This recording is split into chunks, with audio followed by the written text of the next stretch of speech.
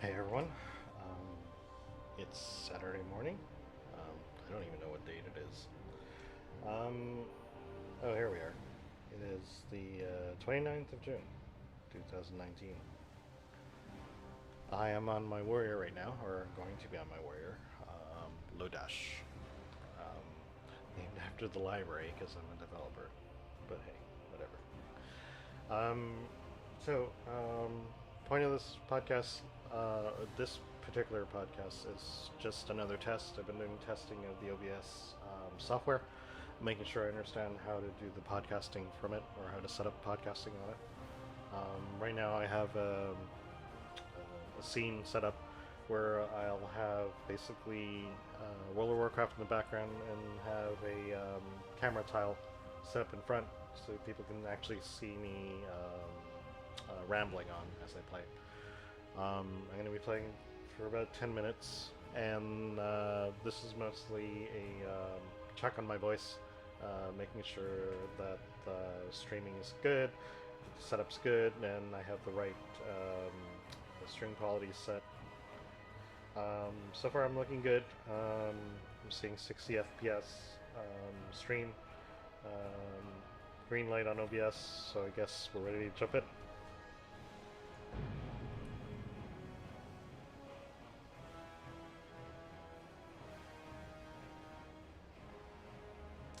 I'll be doing other podcasts throughout the weekend.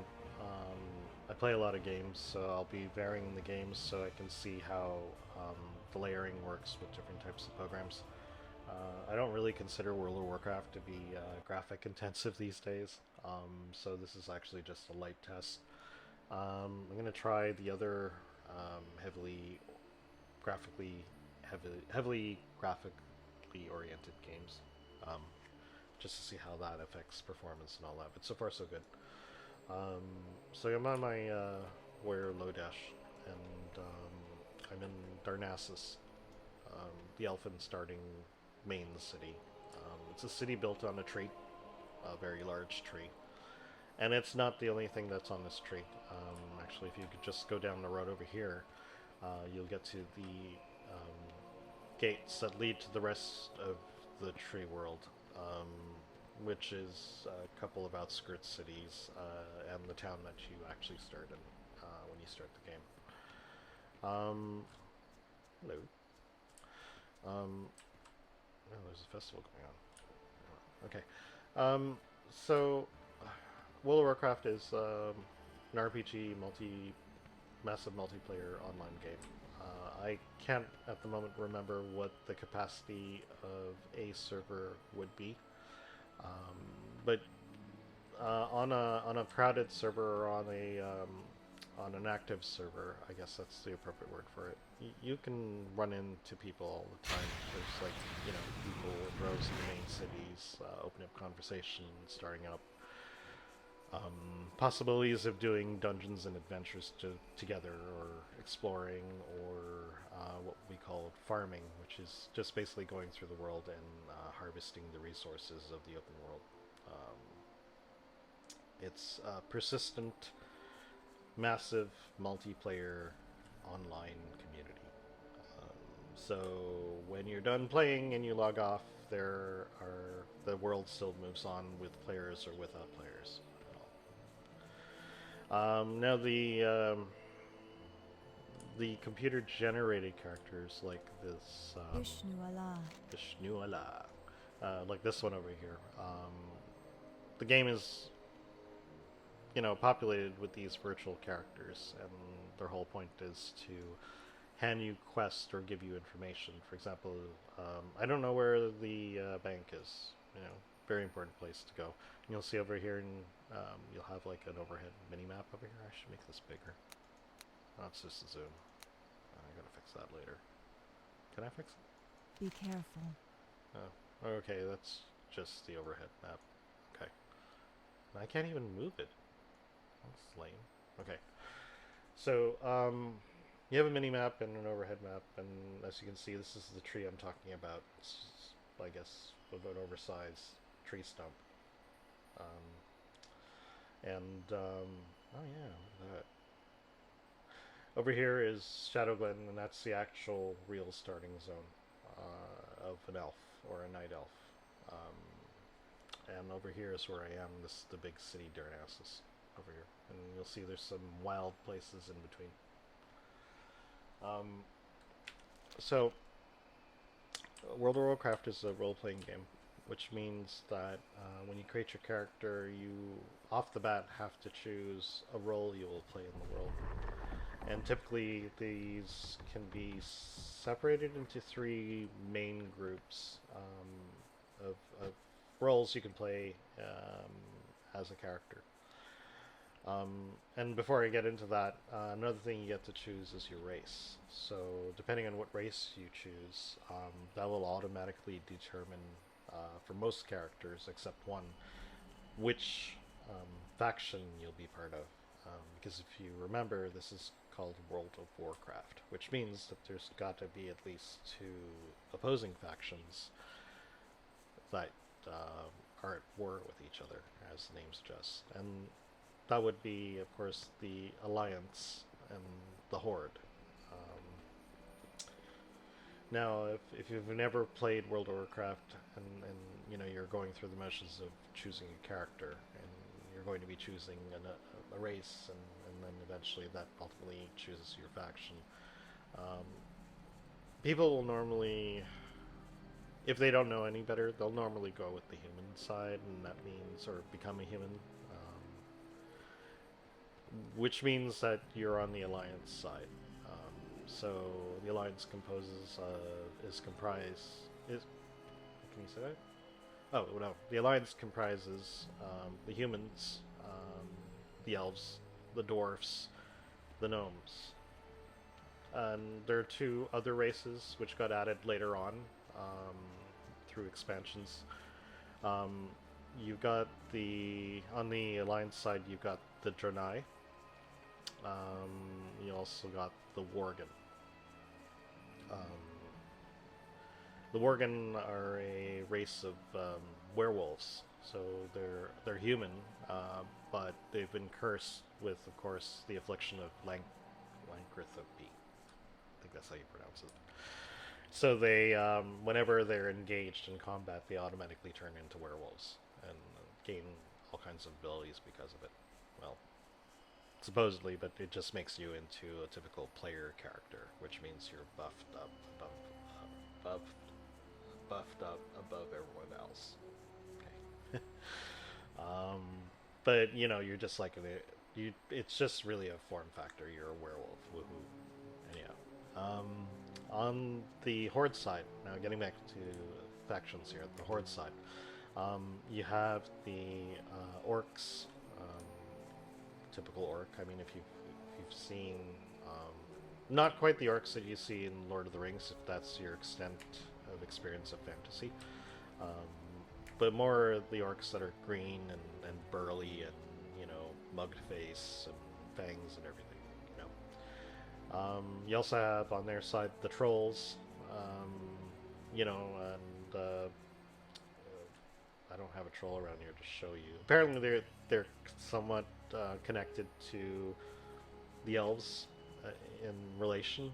I guess one used to be the other, or they all came from the same line of evolution. I heard that somewhere. But trolls, I mean, trolls here are kind of a little different than what people would normally expect from a troll. Usually, when people talk about trolls, they think the big, um, bulk, green, hulking thing that lives under a bridge, swings a club. Those in World of Warcraft are actually called ogres. They're not playable. Um, Trolls here are kind of like, they're kind of like the hair trolls. Just not as cute and pudgy, more scrawny and gremlin-like and tall.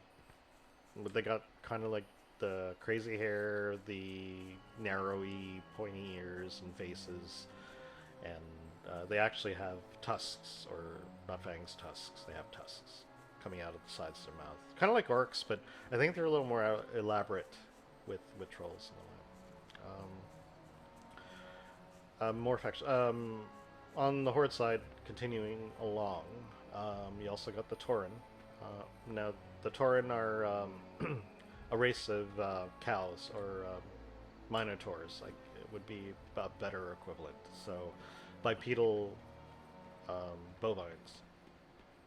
Um, so they're certain classes. Certain races here are portrayed with the behaviors of um, real human races. And so by that what I mean is like a troll, for example, are kind of like they kind of like have the accents and the enunciations and kind of like a similar culture to like um, like what would you call it? I guess voodoo, Creole, um, that sort of thing. You know, they talk like they from the islands, man. That's a troll here. So you know, World of Warcraft's got like the tropey kind of fantasy creatures, but they have their own take of stuff, and a lot of their takes on these fantasy creatures have a bit of um, pop culture and humor actually added into them, which is kind of a really important part of World of Warcraft, the humor. Um, I think in a world where, that's basically called war, you kind of need humor to balance out all the evil, nasty things people do in war. Because this game is really about, after it all, the exploration and the leveling and the classes and the magic and everything. It's really about conflict, and and managing, really managing conflict, because like um, you've got different races and you've got um, different factions, and even within the factions there's infighting and all, you know, and to what what it comes down to as a player, um, if you can't work with another player, um, you won't get very far in this game. I mean, you'll be able to level your character to cap, but then what? What are you gonna do? You're gonna wander around the city selling your crafted materials, or stuff you collect. You can totally do that, and I know people who do that. But it's not the kind of game I would want to spend hours and hours doing. Although I've farmed a lot, and that's typically what it comes down to sometimes. Um, anyhow, just wandering in and out of the main city here. Okay, so World of Warcraft is a huge continuous world, and in comparison to some of even the more modern games, it's actually an amazing feat because for most, unless you're crossing the oceans, which don't really exist in this game. They're just there, and they're a horizon you kind of just drift off into. To get there are continents. Well, it's a planet, right? And there are continents in this world, and obviously because there's continents, there's oceans in between. Um, the oceans are kind of like a no man's land. They don't. They're not a game that focuses too much on the water. It's just there as a boundary. So when you cross continents, you basically get run into this animation where you get on a boat and it kind of just drifts away to the horizon and then brings you to a loading screen afterwards. But hypothetically, if you were to remain on the same continent and run from one end to the other of the continent you're on, any of the continents that exist in this world, you'll never run into a loading screen. Which helps to, like the immersion. Like this is a continuous world, and take it as you want. But it's here to stay, and there's definitely a lot of distance to cover. Like, like see this thing over here. This here is the exit from the tree, and once you cross that exit,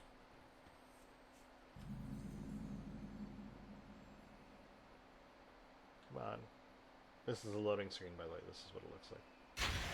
There we go. So there's the tree I was from, and it got magic transported to a transporter spot. and I'm on the island, the tree island of Darnassus. So you can see it's basically a mountain. At the top of the mountain, there's a huge tree which grows on top of it.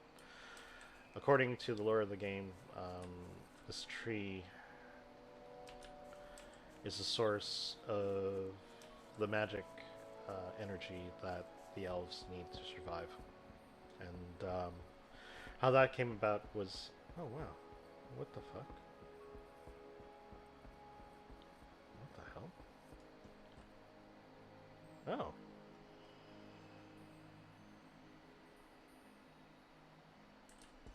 What's this? Ishnu Allah.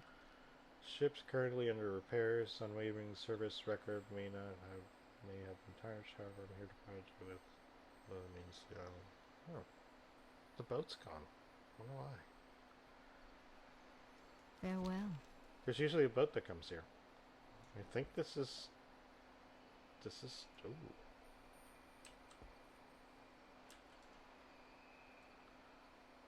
Where does this lead? Ishnu Dal Dieb. Oh, okay. Well, Good luck, friend. we can get off the island, I suppose. It looks like Stormwind City. It is. I'm in Stormwind. Wow, I didn't even have to cross that crap. I've been teleported to basically halfway across the world, which is kind of cool. In my previous tests, I've been just kind of like putzing about Darnassus and just talking my ass off, but I guess I don't need to do that. I haven't been really in the game for about 4 years. I think World of Warcraft is now 15 years old, or something like that. It's been around a long time. You know, and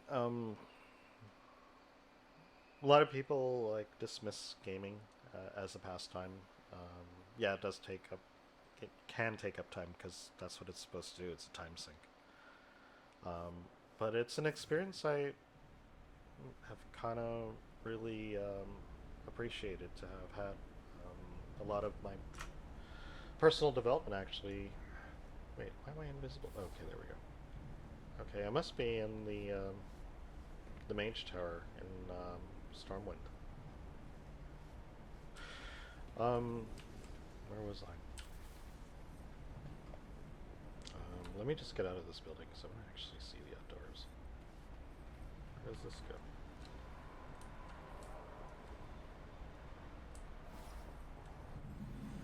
Ah, here we go. Mage Tower. Right, I'm in the human city. I just went from the elfin city to the human main city. This is Stormwind. And you'll see that the buildings here are a lot less elfy-like, I guess, or tree-like. This is like a typical town now. The regal music in the background. This is actually not only the capital human city. This is actually the capital city of the Alliance. The seat of power lies in Stormwind, over the other factions. Yeah, humans. Well, I've always referred to the humans as the equivalent of the Americans. These would be them. The average, the typical humans, I guess, and they, in a lot of ways, kind of are just the type of personalities you come across on the Alliance side, especially in the humans. They definitely are kind of, they definitely are representing like the Western or the American culture. I think that's what it feels like to me. So don't take that as fact, I guess. Ooh. So, just because I'm here and just because he's here, and just to kind of ease you in on some terminology. Well, these are NPCs, non-player characters. And the reason why this dude is kind of like got this exclamation above his head is because he has a quest for you. And a lot of the activities in this game is built around questing. So you'll typically come across a dude with an exclamation point over his head. So you can right-click on him. How are you? And then he'll give you sort of a rundown of what he wants you to do and what you're going to get in terms of rewards if you should complete this task. So this one, okay, it's a festival-oriented one. What do you have to do here? Festival lore master in the Alliance capital can guide your way now. Go now and learn. Speak to Festival lore master in the Alliance. Okay, let's just talk to him. What's that? Have a good one. Alright, so... Alright. Good day to you. Who do I talk to? Oh. He's not the lore master. See you around. Where is he? Alright, so, master... okay, so, my mini map, you'll see there's like a golden arrow. They've really dumbed it down for you. So what it's telling me is that it's somewhere this way. Because I'm pointing towards the direction of the arrow. Okay, it's just... Okay, through the tunnel into the next quarter. Okay, let's see if we can do that. I think I'm in the right... Yeah, I'm in the right spot. Okay, so I'm just going to go here. Go... Oh, stupid plane. As you can see, I mean, like, you know, the world has actual depth to it. I mean, not that people are living in these buildings, but at least it seems like they're, which is kind of cool. And actually, I think if you explore some of these buildings, ooh, is this an apple? If you explore some of these buildings, you might see an Easter egg here and there, things that they've hidden, you know, that you can click on and you know, get all kinds of goodies for. Alright, so I'm looking for the dude with the question mark, because the question mark is basically, means that, okay, so here's the two dudes. This quest giver has a quest for you. This quest giver with the question mark you have something for him, or you can go to him to complete a quest. So let's do that. Interest you on a pint? Ooh. Yeah, see what I mean about cultural appropriation or designation of the characters. You'll notice, maybe it's typical for most now, for some fucking reason, dwarves have a Scottish accent, no matter where you go, even outside of World of Warcraft. Maybe it's Lord of the Rings that did that, I'm not sure. But if I click on Tubby over here, wait, actually, let me just turn this in. Off with you. Alright, he gave me, wait. Talk to me. Yeah, I want to turn it in. There we go. I get stuff. Alright, so I got stuff. And now he's giving me another quest. Wants you to take some instance to scorching outside. Okay. Alright. Well, I guess I have to bring something and burn something. Be good. Alright. I'll just put this in my inventory now. I'm not going to do this right now. Actually, let me just take you over here. See the... ooh, what's that? Ooh. I haven't seen that before. Oh, there we did all this. That's right. Because when I was last here, this was all ruined. Because it got shit canned by a dragon. So what the fuck's this? Ooh, wait a minute.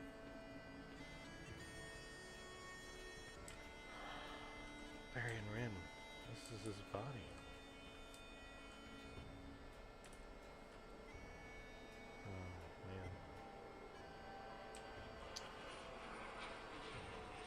Yeah. So who is this dude? Well, this is a casket, obviously. Varian Rin was a hero who was alive when I played last. He was the leader of the Alliance. Now his son has taken over, Anduin. His story is very interesting. Varian was the reluctant leader, I think is one way to describe him. At first, I mean. He had a troubled past. Clock. He had a troubled past, and his road to being a hero is quite epic. You know, I think part of his story was that I forgot how it kind of happened, but he was the heir to the throne, and during, I guess, the early part of his manhood, um, he was captured by the Horde and put into the equivalent of a concentration camp, where he was made to fight in gladiator battles for entertainment. And then he escaped that eventually and returned to the Alliance, and eventually to claim his heir to his right to the throne of Stormwind. So, due to his, being gone for a while, being basically a POW, and then coming back, and then, you know, um, during a time of crisis, and basically leading the Alliance, out of, you know, total annihilation. Um, and then eventually coming to terms with the fact that he was missing for a good part of his son's early life. And of course, his wife dying and the mother of his son Anduin. I forgot how that happened, but I think it was tragic too. And then, not that I played the expansions afterwards, but I know during my time he returned and claimed the throne, and he was presented as basically this redeemed character, and was brought into more conflicts afterwards, even after he claimed the throne. And ultimately, to save the world, he actually ended up sacrificing himself. And this is where he lies now. That's kind of sad. Oh. Well, I know he did die during my time out, or gone from this world, but it's kind of cool. It's kind of cool to see it. So, as you can see, I mean, what's really cool about release games like World of Warcraft, I mean, that there are basically areas you can go out and explore, and and like I used to love just logging in, and back when I wasn't part of a guild and I was just starting out, I would log in and do my quests to just get that next level, and then I would wander around and I'd find all kinds of secrets everywhere in the forest and all that. And then of course, oddly enough, when I started on a PvP server, so there was that to be worried about, you know, walking in the middle of the woods and just getting jumped by a bunch of high-level enemies, player enemies, and then sadly getting, maybe once in a while, getting camped by them, which means that they took pleasure in making sure that your character would constantly die, and you'd be basically spending a good portion of your current game time, running back to your corpse.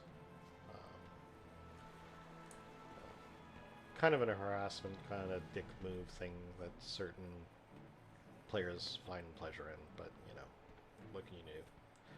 But I mean, that's the whole thing. I mean, people are literally free to do kind of whatever they want, and and whatever consequences that comes with. I mean, they're still free to make that choice and all that. It's not like a I don't know, a story on rails. Really, it isn't. You get to choose what you participate in, and for everything that you participate in, you're rewarded, either through experience or treasure, gold, loot, gear. I mean, that's basically the name of the game, or at least name a part of the game. Now, there are other activities that you can do in World of Warcraft. No, I don't live near an airport. Well, actually, I do, and we just so happen to be in today's air path. Sorry about that. What was I talking about? Right. What's that? Okay, right. So yeah, different activities in World of Warcraft. I mean, on top of leveling your character, I mean that's only part of the game. And then when you get your level to cap, the rest of the game is all about improving your character um, by either accumulating wealth, which you can totally do. I mean, I've known people to only play the auction house, as we say. Um, Auction house, yeah. Yeah, there's actually here it is. This is the auction house right here. So yeah, you can sell stuff that you can sell certain things that you come across in the game. Let's show you what that looks like. Oh, wait, search. There we go. Okay, look at that. So these are things that. Oh my god, that's expensive. This used to be like 5 gold each. What the fuck? Anyways, um, so yeah, you can come across stuff and sell stuff for gold, as you can see. Holy cow! And then, or you can take the stuff that you collect and maybe craft stuff. There's crafting in the game too. You build like basically equipment and stuff to basically enhance your gameplay, like foods, potions, because we have alchemy, health potions. So like when you're in a jam, you can either swig a pot and get your health back, or you could bandage yourself. They actually have first aid in this game, which is kind of cool. Like I mentioned before, we have cooking, which is one of my favorites. You can actually become kind of a chef-style character, and all that really means is that with your specialty, you can make foods that give certain benefits to anybody who eats your stuff. You know, alchemy, you can make your own potions. Engineering, they have engineering, which is kind of cool. So you can make these devices and fly around and all that. Or make mounts, or basically new fandangled weapons that require some mechanism and all that. What else can you? So yeah, you can totally play this game without combat and gather and create stuff and sell stuff in the auction house. And I've known people to do that. You know, that was their shtick kind of thing. But I mean, other than that, I mean, there are other things you can do. I mean, it's your choice. But typically, I mean, if you're looking for what they're offering us, the high-end experience of the game, those would be in exploring dungeons and to a later extent and a more advanced extent, exploring raid dungeons. So dungeon is actually I can take you on right now. Dungeon is basically an instance area of or building or maze or map or whatever.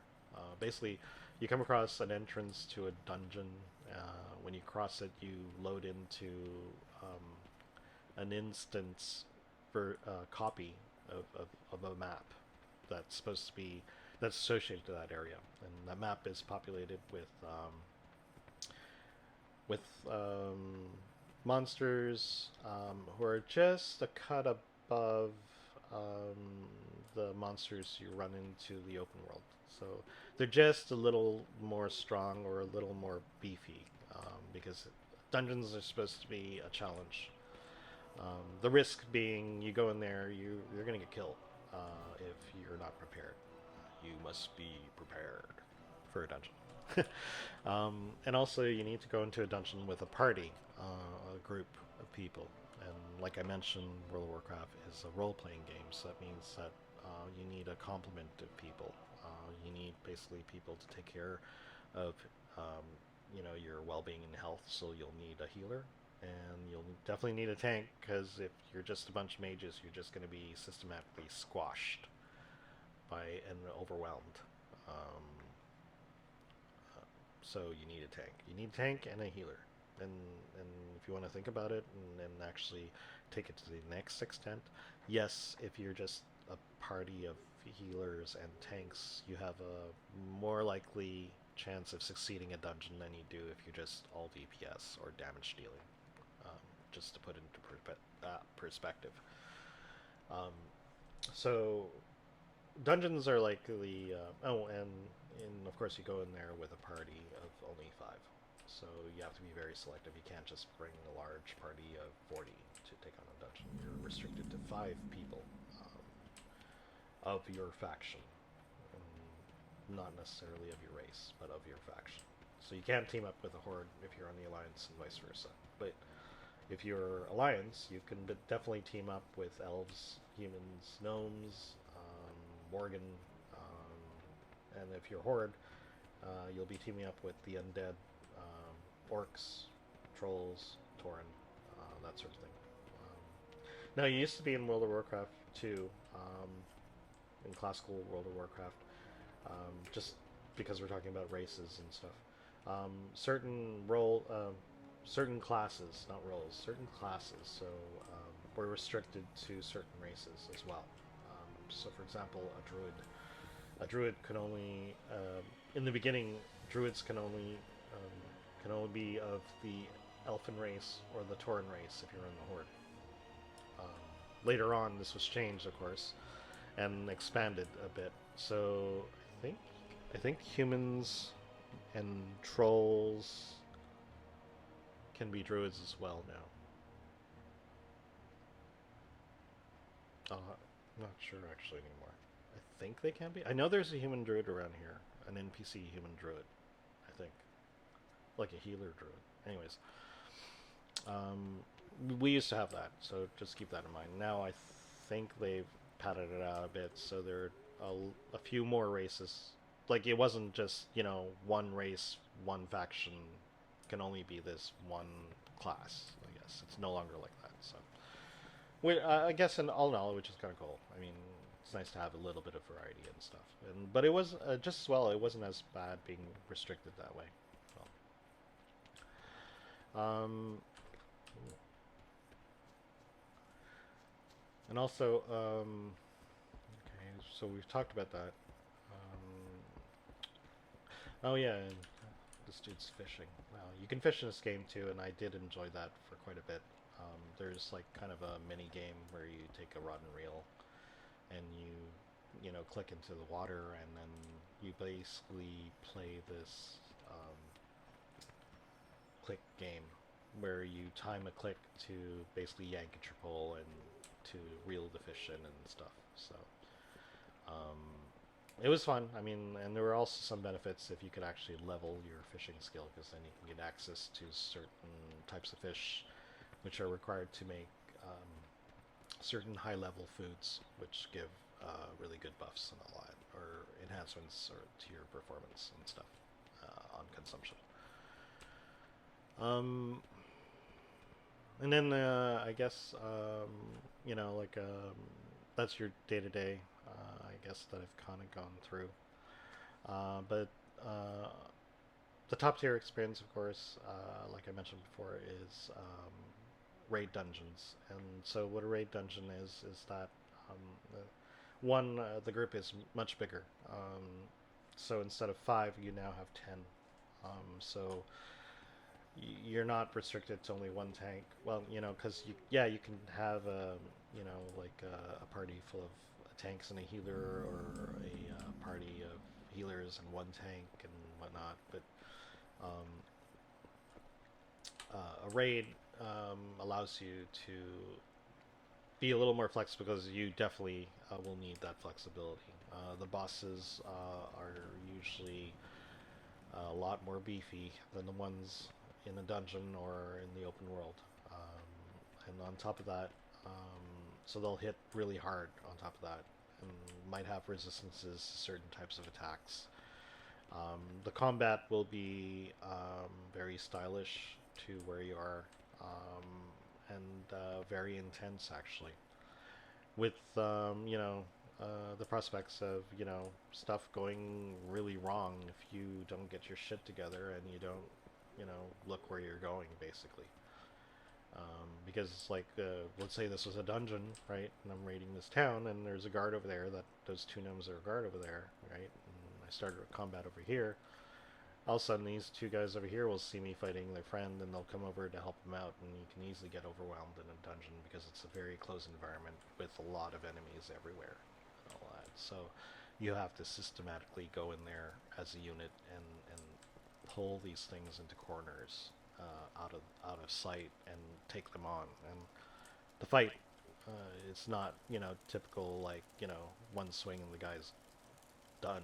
Um, the fight actually has a bit of time invested, and you need to, some some of the ones, and especially in the dungeon, will have special attacks like poisons, or will might put your healer to sleep, and all of a sudden you have no healing at all, or might turn one of your party against you. Like, one of your party members might lose control of his character, and the character will just all of a sudden turn around and start attacking people in the group. So there's that aspect, and there's the fact that the combat's a little more harsher. And on top of that, you also have, like, in dungeons you have them too. You have like boss encounters. So basically, fights that are usually against one very heavily defended and well attacking character, non-player character, and which will require actually teamwork to combat. In the dungeon, you'll have that, and at every odd corner of a dungeon, you'll get into this very involved combat, which will usually typically take your whole party about roughly 5 to 10 minutes to clear, to basically defeat. And on top of that, on the higher level dungeons, and most of the raid dungeons, which are really just a notch up from a dungeon in difficulty, dungeons, or many notches up difficulty dungeons, to correct myself there. You'll have a boss in a raid.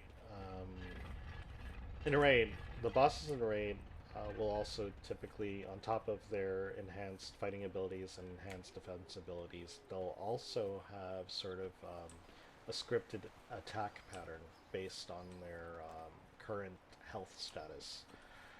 So what that usually plays out to in a raid is that a boss will use different styles or different types or variations or sequences of attacks, depending on how much life or health points that the target has. So how do I explain that? Like, in one of the raids I've done,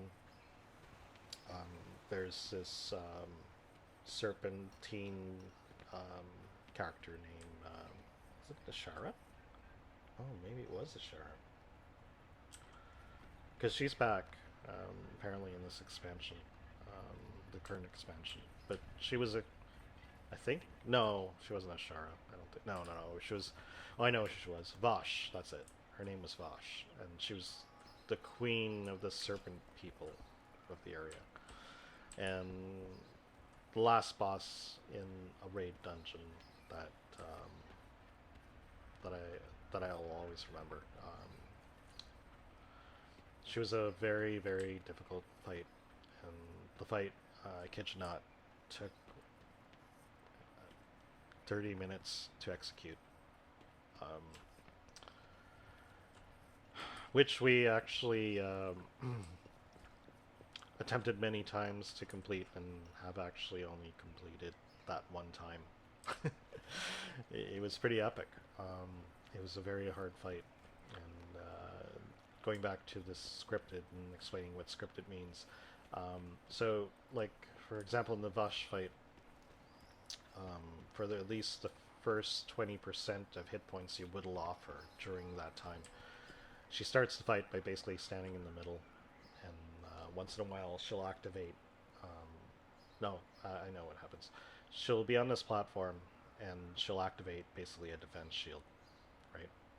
And there are 4 kind of like magical machines in a cross pattern around her.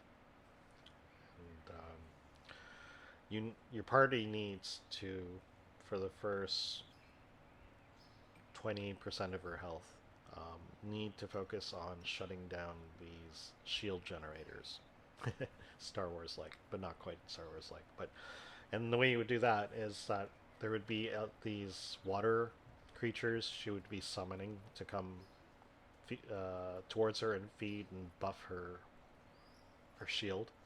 Because I think what she was trying to do was build up a charge and kind of use it to basically blow everyone in the room up.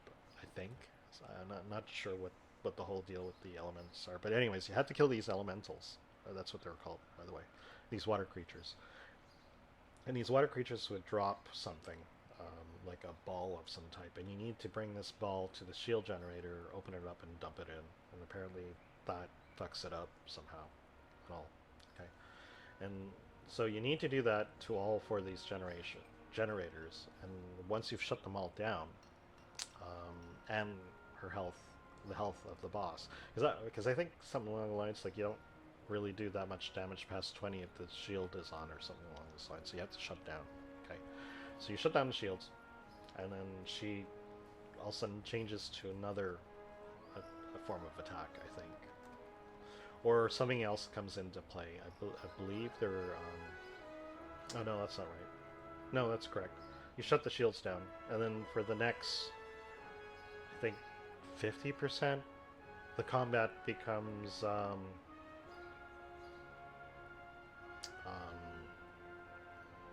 happens in this one? I think a bunch of creatures come out of nowhere, and and they're kind of like, oh, that's it. She summons these jellyfish-like walking creatures, and they do a lot of damage. And she'll summon or call on one to come out of the corridors or something like that to come help her, right? And you have to stop them, or from basically going around the party and killing them all. So you need like a group of your 25 people, which you bring into this dungeon. And I wasn't kidding. 25 people coordinating in this combat effort, and basically do what we call kiting. Basically, grab and lead at a distance this creature away from the rest of the group so that they can focus on Vosh and get her health down to 20% and all.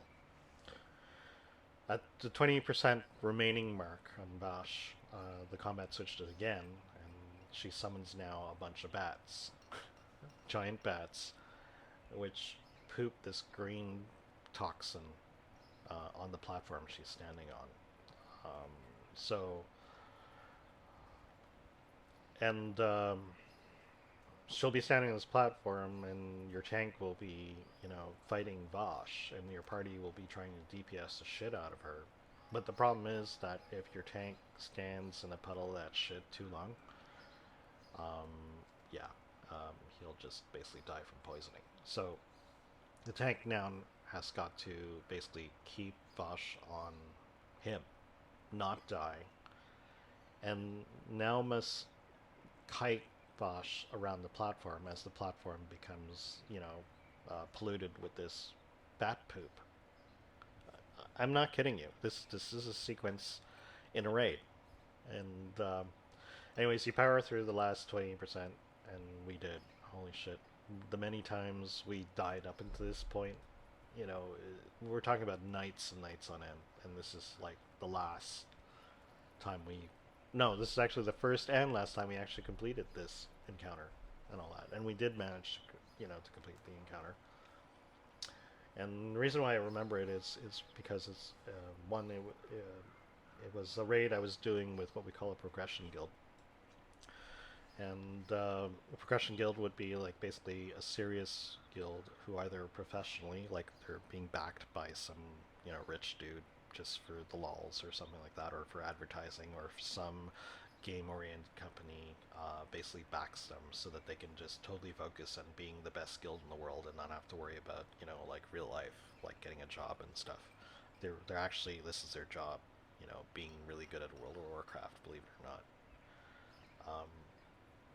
Although they weren't that, we were kind of like an amateur progression guild, not a serious one. Um, so I was in a guild that was trying to basically, and by progression I mean the reason why they're called progression guilds is because on the current server that they're on, no one has achieved uh, completing the raid that your guild currently is on. So you're basically spearheading the experience on the server.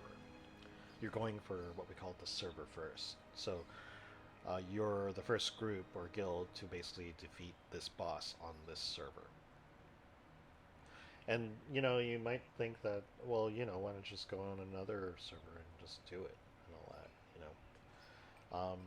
Well, it's really because to get to the point where you're going to be at least capable of taking this challenge on, you would have had to gone through the whole leveling experience and the gearing experience and the guild experience and all that. So you're basically playing in the forefront of the game if you're a progression guild, and I was part of one for about 6 months and all that. And it was fun. Don't get me wrong, but yeah, it was like a second job. Um, so I'm not even talking about the 3 hours a night that I game. I'm talking about like literally, you know, game in the morning just before work, do your job, maybe communicate sometimes while you're at work to your guild mates, coordinating the social aspect of your guild, that sort of thing, and then coming right home, you know, um, pulling some leftovers into your room, and then coffee, and then you're back in Azeroth for 8 hours, or no, not 8 hours. That's extreme. 5 hours probably. And if you're not working on the raid that your guild is currently progressing on, you're gathering materials, you're building up your resources as an individual so you can actually afford stuff like gear repairs. Yeah, think about that. So you'd go into a dungeon and you'd die over and over again, right? Because it's supposed to be fucking hard, right? And then you, yeah, you would just get to a point where your gear is just dead. You have to, pay to get it repaired. Otherwise, the abilities that your gear has won't work, kind of thing. But of course, when you go to the repair shop and then they fork you over the bill, you're looking at it and it's like, how the fuck am I going to pay this? You know? Now, some of the higher end guilds somehow manage to kind of take care of that by giving them sort of like an allowance in gold so that they can deal with these things. Some other, I mean, it depends on your guild. I mean, I've been in all kinds of guilds. Some who have to basically, take care of their own business and make sure their gear is all repaired and all that on their own lonesome because people are just too fucking busy doing everything else and all that. And I've been in those. The progression guilds are try to be a little, I don't know, the ones I've been in at least help out with that, giving the extra gold, organizing maybe nights where they just basically focus on um, gathering materials to build gear, resources, potions, food, and they'll do this as a group, you know. And I think that part of the experience is cool because I think I'm one of the believers that of all the experiences we have as humans, probably one of the ones we shouldn't really miss out on if we can is basically the team experience, being part of something bigger than you are. I think somehow we all are kind of innately looking for that, and that's one thing that's one thing about, and I've seen this. I was watching an anime once, Log Horizon, which is about um, being trapped in an MMO. That's the essence of the story. Like your main characters are basically trapped in the game, living in the game, right? And in one of the episodes, the main character is doing a raid, and his raid party is defeated. Um, and of course, this is temporary because all it means is that they have to do it again, right? And of course, there's some penalties, and of course, because now that they were living in the world and not just playing the game, the penalties are actually have weight in a way, um, or have consequences, real dire consequences. I think in that anime, what happened when you die, you resurrected, but you sacrifice a very small portion of your memories, um, which is the way they were equating. Because in an MMO, sometimes some of the mechanics in an MMO for death is that you lose experience points, basically the points you need to level up, right? Not that you lose them, you kind of get like I don't know, a penalty, and they'll be marked on your experience bar. You've lost X amount of experience, but what it means is that, well, I guess one way you could look at it is that in your experience, 20% is now tainted with this death experience. So you have to regain that back um, by leveling, basically clearing that absence of experience or something like that. And then while you are under this state of losing experience and trying to gain it, your defense and I think it's only your attack, I'm not sure, but I think you're not as effective in, in getting critical rolls in combat and even in crafting, I believe. I'm not sure. I'll have to check that. Anyways, going back to the story and why I'm talking about this experience and dying and stuff. So in this anime, after the main character's raid party was defeated, or what we call wiped, so the party wiped because everyone's just on the floor, got wiped right off the board. So that's what a wipe is. Basically, what happens is that their loss of memories or experience is kind of so they would die, right? But before they would be able to resurrect at the church or the cathedral, which is what happens in that anime, the way that anime works, they go through some kind of reflective experience where they reflect on the times that they failed in their life and all that, and just like basically in the anime, the main character dies and he goes through this kind of reflective kind of state where he's wandering through his memories and trying to piece together why he is the way he is and all. And at the end of the experience, he meets up with the female lead character, Akatsuki. She also died in another similar situation at the same time. It's just a coincidence, just to put that connection in the story, because these two characters are supposed to be together somehow. Anyways, so they meet up at the edge of the ocean, and then anyways, kind of lost. They died, and they wander through their memories, and then all of a sudden they appear on the moon, at the Sea of Tranquility, and there's an actual ocean there. This is only because of the game that they're in. This is the way it is, and they're just there, right? And to basically continue on, basically resurrect back into the game, they do this like symbolic thing, which was kind of ceremonial symbolic thing, which was kind of cool. I really thought it was a really cool touch in the anime that they basically, I think it's from samurais or something. They cut a piece of their hair and they toss the hair symbolically into the ocean, which is supposed to symbolize them giving up a piece of their memories, I think. in exchange to resurrect again. And I think that's really cool because, as Akatsuki put it after the fact in one of her monologues, no, it was during combat, she brings up something like,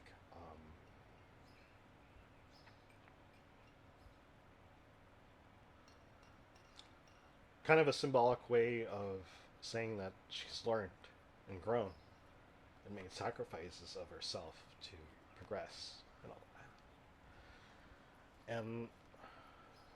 And on top of that, I think what I'm trying to say about this experience in gaming is that, oh wow, I'm kneeling.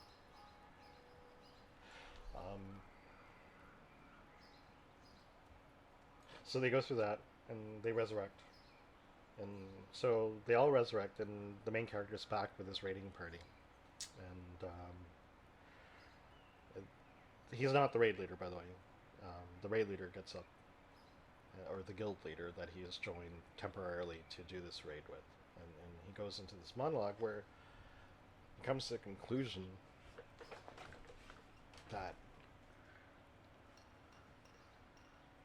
which is really profound. It's kind of cool in a way when I think about it, every time I think about it. But the real cool thing about being a gamer, if you think about it, you know, what is the one thing I think gamers,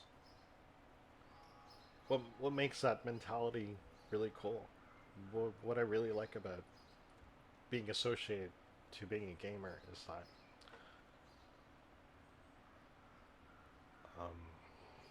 how do I put it? We go through life and, you know, we're given these goals to achieve from society. Um,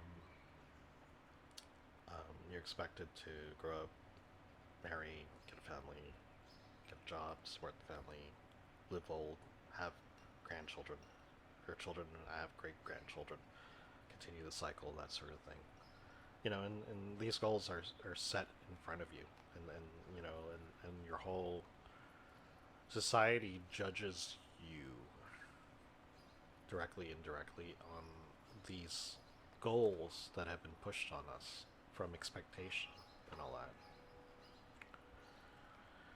And it's something I'm actually going to close off with, because I think I've done a really good demo of the podcast equipment. I think we're good here. But I'm going to leave this up posted because I think this is kind of what I want to do from time to time. Kind of have a reflective walk in a game and have it recorded. And if somebody watches it, cool. If somebody doesn't watch it, whatever. I'm going to put it up there. But anyways, getting back to my point. The really cool thing about that I like being associated to this gamer mentality is that ultimately the really cool thing about a gamer is that if when you think about it, they're a group of people who really choose to define their successes, or choose what defines their successes. You know, they don't have other people choose that for them. You know, they choose to,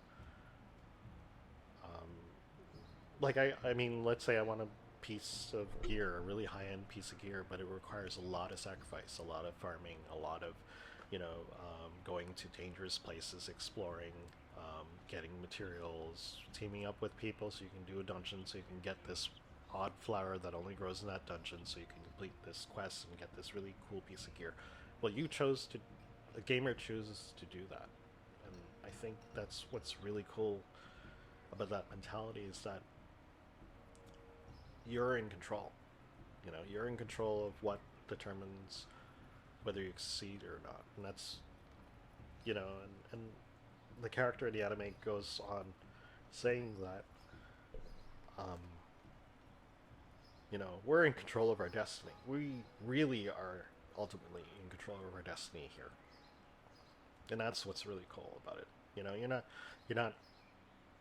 living to expectation of others. You're living in this game especially, you're living to your own expectations, which is something I think we can all learn from, you know.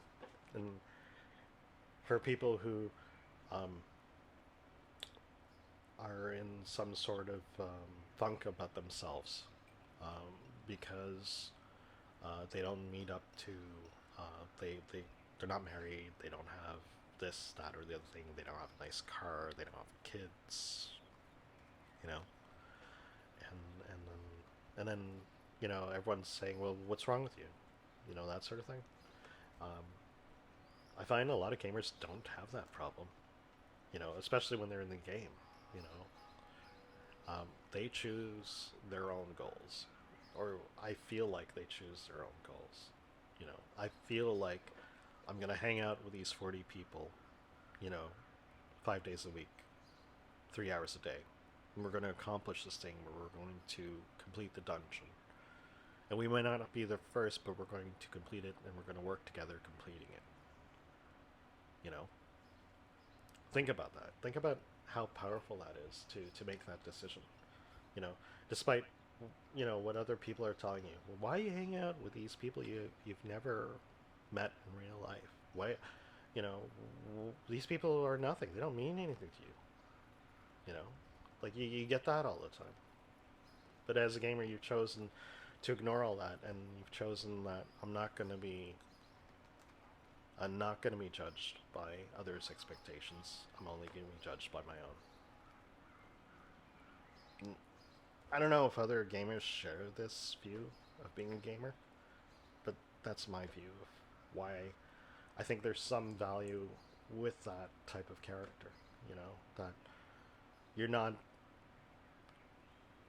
swayed from your goals just because it's not the goals of everyone else, kind of thing. And on that thought, I think I'll stop the podcast. I think we're good. Till next time.